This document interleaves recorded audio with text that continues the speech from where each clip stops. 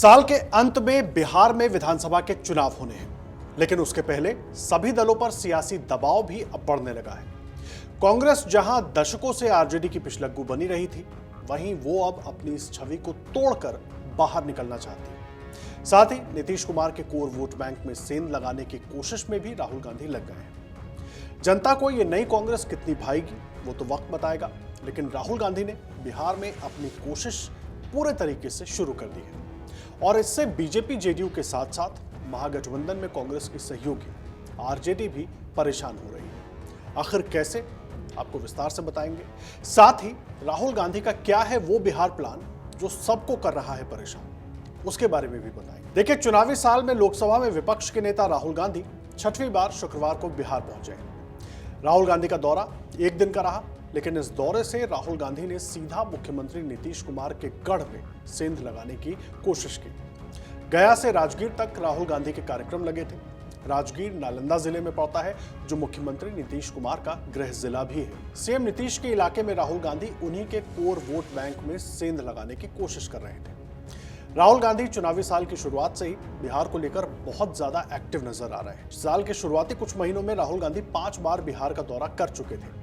बिहार में प्रदेश अध्यक्ष बदलना हो या फिर प्रदेश प्रभारी, संगठन को मजबूत करने के लिए राहुल गांधी ने हर कदम उठाया और पूरे सक्रिय नजर आए। पहले राहुल गांधी के करीबी कृष्णा अल्लावरू को प्रदेश प्रभारी बनाया गया, फिर लालू यादव के करीबी कहे जाने वाले अखिलेश प्रसाद सिंह को प्रदेश अध्यक्ष पद से हटाकर राजेश राम को कमान सौंपी गई। बिहार में संगठन के दलित नेतृत्व के साथ कांग्रेस दलित पॉलिटिक्स की पिच पर पूरी तरीके से अब उतर गई है। नालंदा और गया में राहुल ने सीएम नीतीश के गढ़ में संविधान सुरक्षा सम्मेलन के जरिए सबको साथ जोड़ने की कोशिश की। यहाँ पर एक बड़ा सम्मेलन करके राहुल पूरे बिहार में मैसेज देने की कोशिश कर रहे हैं। कांग्रेस का एक अलग नैरेटिव बनाने की कोशिश कर रहे हैं। बिहार में कांग्रेस का ग्राफ वो बढ़ाना चाहते हैं। राहुल गांधी बिहार में दलितों पिछड़ों का नेता, उनका मसीहा बनकर कांग्रेस की खोई हुई जमीन की तलाश करना चाह रहे हैं। नालंदा सीएम नीतीश कुमार का गृह जिला है। गया जी की बात करें तो एनडीए 2024 के लोकसभा चुनाव में भी आसपास की सीटें बचाए रखने में सफल रहा था, लेकिन उसे पूरे प्रदेश में 2019 के मुकाबले 9 सीटों का नुकसान भी मिला था। कांग्रेस और विपक्षी महागठबंधन ने अब उस पर अपना फोकस उन इलाकों की ओर कर दिया है जो एनडीए का गढ़ माने जाते हैं और निशाने पर वोट बैंक ही है। दरअसल जानकारों की माने तो राहुल गांधी बिहार में दलित पिछड़ों की राजनीति के जरिए कांग्रेस की खोई हुई जमीन को फिर से हासिल करना चाहते हैं और इसी राह पर राहुल ने अब कदम बढ़ा दिया है। लेकिन राहुल को ऐसा लग क्यों रहा है, ये भी समझिए। देखिए, जहां साल 2019 के लोकसभा चुनाव में कांग्रेस ने सिर्फ 52 सीटें जीती थी, वहीं 2024 में कांग्रेस को 99 सीटें मिली। जिस तरह से 2024 के लोकसभा चुनाव में राहुल ने आरक्षण को बड़ा मुद्दा बनाया था, संविधान को बड़ा मुद्दा बनाया था और उसका फायदा कांग्रेस को मिला भी, और यही वजह है कि राहुल एक बार फिर उसी फॉर्मूले को और धार देते हुए बिहार में कांग्रेस की सियासी हिस्सेदारी बढ़ाना चाहते हैं। लोकसभा चुनाव में जहां दलितों पिछड़ों का मुद्दा उठाकर राहुल कांग्रेस को ज्यादा सीटें जिताने में कामयाब रहे, वहीं बीजेपी की सीटें कम होने का श्रेय भी राहुल खुद लेते रहे और कांग्रेस को लगता है कि यही रणनीति बिहार में कांग्रेस का सूखा खत्म करने में कारगर हो सकती है और इसी प्लान के साथ राहुल बिहार में आगे बढ़ते हुए अब दिख रहे हैं। और इसकी शुरुआत राहुल ने बिहार में एक दलित नेता को पार्टी की कमान सौंपने के साथ की थी ताकि मैसेजिंग क्लियर रहे। वहीं बिहार में दलित वोट बैंक बटा हुआ है। इस रेस में चिराग पासवान से लेकर जीतन राम मांझी तक के नाम आते हैं, लेकिन कोई एक बहुत बड़ा और सधा हुआ चेहरा नहीं दिखता और यहीं पर राहुल गांधी को एक बड़ा मौका दिख रहा है। फिलहाल माना जाता है कि बिहार में ज्यादा दलितों का वोट एनडीए को जाता है, क्योंकि उनके पास चिराग मांझी जैसे बड़े चेहरे हैं और नीतीश कुमार की सशक्त छवि है। इन सब के बावजूद दलित समाज को एक मजबूत चेहरे की तलाश आज भी है, जरूरत आज भी है, जिस कमी को कांग्रेस राहुल गांधी के नेतृत्व में पूरा करने की कोशिश कर रही है।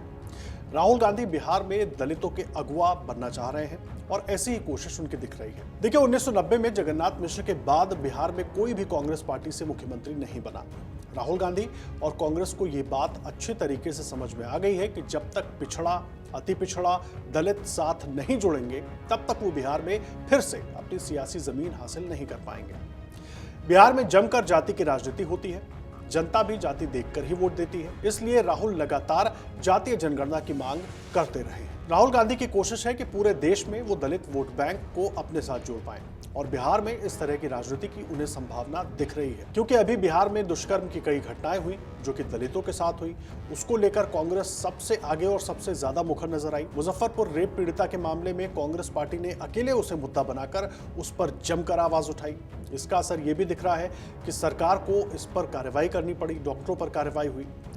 और इन सब के जरिए राहुल ये संदेश देना चाहते हैं कि बिहार सरकार में दलितों की उपेक्षा हो रही है, उनको प्रताड़ित किया जा रहा है, उनका हक नहीं मिल रहा। और ये बात राहुल हर दौरे में मुद्दा बनाकर कह भी रहे हैं ताकि दलित वोट बैंक उनके साथ जुड़े।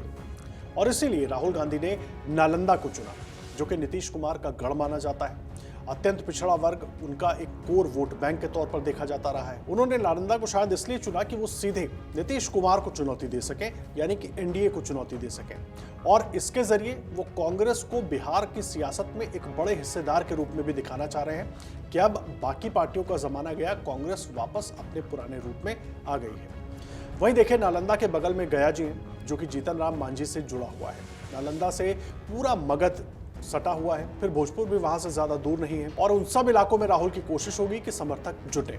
उनकी रणनीति यही है कि वो उस तबके के साथ दिखें जो अब तक समाजवादियों के साथ जुड़ा रहा है और फिर एनडीए के साथ जुड़ गया। उस वोट बैंक को वो अब अपने साथ जोड़ना चाहते हैं। अब इससे एनडीए तो अपनी रणनीति में जो बदलाव करेगा वो करेगा ही, लेकिन आरजेडी क्या करेगी ये भी बड़ा सवाल है। अगर राहुल खुद को और कांग्रेस को बिहार में पिछड़ों का हितैषी बता रहे हैं तो आरजेडी का क्या होगा? वो भी तो पिछड़ों की राजनीति करती रही है, उसके लिए भी मुश्किल होगी। वहीं कांग्रेस बिहार में अब सड़क पर उतर रही है और जनता के नजरों में अपनी छवि बदलने में लगी है। मतलब साफ मैसेज ये भी है कि अब आरजेडी के प्रभाव से कांग्रेस बाहर निकलने की कोशिश कर रही है।